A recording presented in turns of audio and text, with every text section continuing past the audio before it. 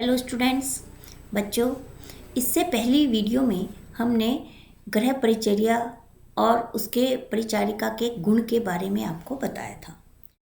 तो आज हम होम साइंस में लेसन 22 का भाग 2 परिचारिका के कर्तव्य हम आपको इसमें बताएंगे। ठीक है बच्चों। तो गृह परिचारिका के क्या गुण थे वो तो हमने आपको बताया। अब एक परिचारिका के क्या कर्तव्य होते हैं ये हम आपको इस लेसन में, इस वीडियो में हम आपको बताएंगे। परिचारिका को जहां एक ओर अनेक गुणों से युक्त होना आवश्यक है, वहीं दूसरी ओर उसके कुछ कर्तव्य भी निर्धारित हैं। उसके कर्तव्य बहुत कठोर हैं तथा उसे बहुत ही ध्यानपूर्वक अपने कर्तव्य को पूरे करने पड़ते हैं।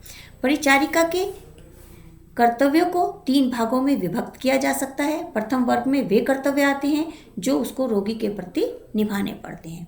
द्वितीय वर्ग में वे कर्तव्य सम्मिलित किए जाते हैं जो उसको डॉक्टर के प्रति पूरे करने पड़ते हैं।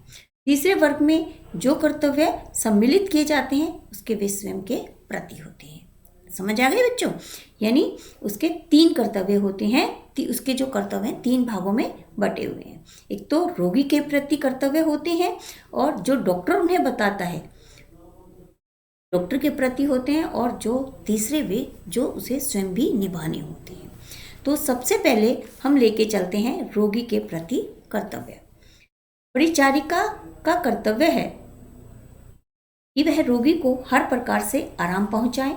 रोगी को पूर्ण एवं समुचित आराम एवं सुविधा प्रदान करना उसका कर्तव्य है। रोगी स्वयं अपने शरीर की देखभाल नहीं कर सकता, अतः परिचारिका को चाहिए कि रोगी के शरीर की स्वच्छता एवं अनिवार्य प्रसाधन का ध्यान रखे।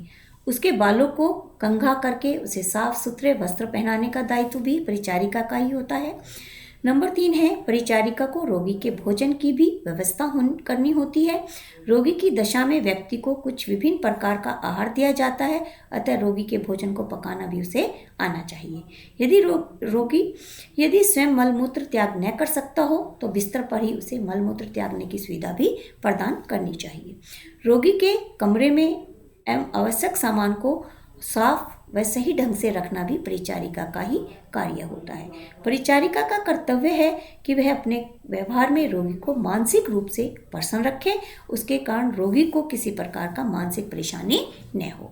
समझ आए बच्चों?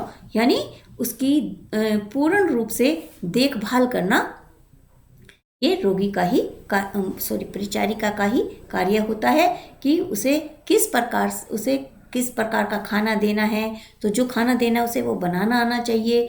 उसकी जो है कमरे में जो सामान है वो सही व्यवस्थित रूप से रखा जाए और उसकी दवाइयों का ध्यान रखे। अगर वो रोगी मलमूत्र आदि त्याग करने स्वयं नहीं जा सकता है तो उसको बिस्तर पर ही वो सुविधा प्रदान करनी चाहिए। ये सब एक गृह परिचारिका के कार्य होते हैं। फिर है नंबर 3 है, परिचारिका को रोगी से मित्रता का व्यवहार करना चाहिए। यदि रोगी परिचारिका को अपनी कोई निजी बात बताता है तो उसे गुप्त रखना चाहिए।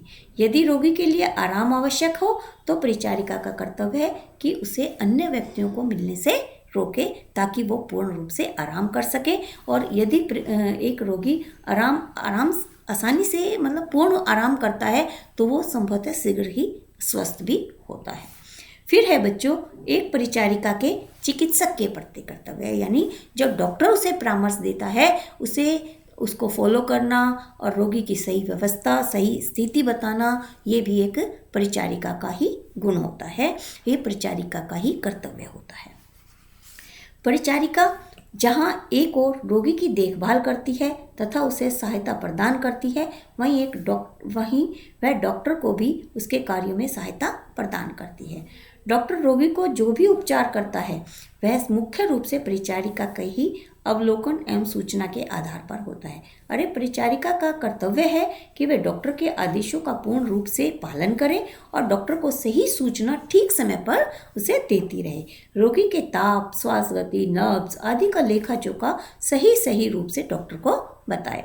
रोगी की नींद मलमूत्र, पीड़ा या बेचैनी, भूख, प्यास, उल्टी, खांसी आदि की सही सही सूचना फिर डॉक्टर तक पहुंचाना परिचारिका का कर्तव्य होता है कि रोगी की नब्ज कैसी चल रही है, उसका बीपी कैसा है, इसके अलावा उसका टेम्परेचर कितना है, उस सारी चीज़ें, उसकी स्थिति कैसी है, क्या उसकी स्थिति बिगड़ रही है, क्या सुधर रही है, ये सब चीज़ों का ज्ञान एक उसे परिचारिका को होना चाहिए जानने, मतलब वो सूक्ष्म, जैसे कहते हैं ना कि छोटी छोटी बातों का ध्यान रखना, वो सब उसके अंदर होना चाहिए ज्ञान।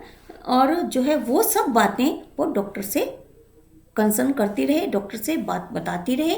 और जो है कहने का मतलब ये है बच्चों कि जो परिचारिका है वो डॉक्टर और रोगी के एक बीच की कड़ी होती है, जो उसका ये कार्य होता है कि समय समय पर डॉक्टर से उसकी स्थिति बताती रहे। फिर है स्वयं के प्रति कर्तव्य, यानी परिचारिका का स्वयं के प्रति क्या कर्तव्य है। परिचारिका के कुछ गुण, कुछ ऐसे महत्वपूर्ण कर्तव्य भी हैं जो प्रत्यक्ष रूप से तो स्वयं अपने ही प्रति होते हैं, परंतु उसका अप्रत्यक्ष रूप से प्रभाव रोगी पर पड़ता है। सर्वप्रथम उसको अपने शरीर की स्वच्छता पर ध्यान रखना चाहिए। उसे अपने हाथ आदि सदैव साफ और धुले हुए रखने चाहिए। उसे साफ एवं सफ़ेद रंग के धुले वस्त्र धारण करने चाहिए। उसको सादा श्रृंगार भी करना चाहिए, अर्थात बालों को सजा संवार कर रखना चाहिए। उसको सदैव प्रसन्नचित, चुस्त और हंसते हुए रहना चाहिए। अपने मनोरंजन एवं स्वास्थ्य का भी ध्यान रखना चाहिए। मतलब एक जो परिचारिका होता है उसे अपने स्वास्थ्य का भी ध्यान रखना चाहिए, और इसके साथ साथ थोड़ा बहुत मतलब अपने सफाई का, अपने शरीर का भी ध्यान रखना चाहिए। जैसे बालों को बांध के रखना, थोड़ा हल्का फुल्का मेकअप करके रखना, ताकि रोगी को ये ना लगे कि यह मेरे इलाज, मेरी सेवा के चक्कर में ये अपना ध्यान नहीं रख पा रही है, ये तो बीमार सी हो गई है। मतलब एक तरह से रोगी वो खुश सी रहे, ताकि रोगी को उसे देखकर खुशी हो जा गई, वो कुछ अपना दुख जो है वो उसे भूल सा जाए। इससे क्या होता है बच्चों कि जो रोगी होता है वो शीघ्रता से स्वस्थ होने लगता है। फिर है गृह परिचारिका के कार्यक्रम। गृह परिचारिका के कार्यों का विश्लेषण करने हम उसके मुख्य निम्नलिखित प्रकार होंगे। जैसे रोगी के आहार की सुव्यवस्था करना, रोगी के मुंह, जीभ आदि की स्वच्छ रूप से ध्यान रखना, रोगी के मलमूत्र त्याग का प्रबंध करें, रोगी के स्नान और स्पंज आदि का प्रबंध करें, रोगी की पूर्ण व्यक्तिगत देखभाल करें, रोगी के तापमान लेकर चार्ट आदि को अंकित करें, नाड़ी की गति, श्वास की गति आदि का माप कर चार्ट पर अंकित करें, रोगी को समय से दवा दें, रोगी को बिस्तर लगाना, चादर बदलना आदि महत्वपूर्ण कार्य करें, रोगी को स्वच्छ कपड़े आदि पहनाएं, अपने स्वास्थ्य, सफाई, श्रृंगार आदि का संभव ध्यान रखें, चिकित्सक को रोगी के संबंध में पूर्ण जानकारी दे, उनके निर्देशों का पालन स्वयं करें और रोगी से भी कराएं, रोगी को प्रसन्न रखें और ताकि वो शीघ्र ही स्वास्थ्य का लाभ कर सके। समझ आ गए बच्चों? तो ये था हमारा रोगी के जो गृह परिचारिका के कार्य हैं उसका एक छोटा सा विवरण। तो समझ आ गई बच्चों? तो आज हमारा ये लेसन समाप्त होता है। तो इसके वीडियो के बाद हम अगली टर्न में आपको इसके नोट्स भेज देंगे। तो सभी बच्चे इस लेसन को अच्छे से पढ़ेंगे, समझेंगे। ठीक है, धन्यवाद।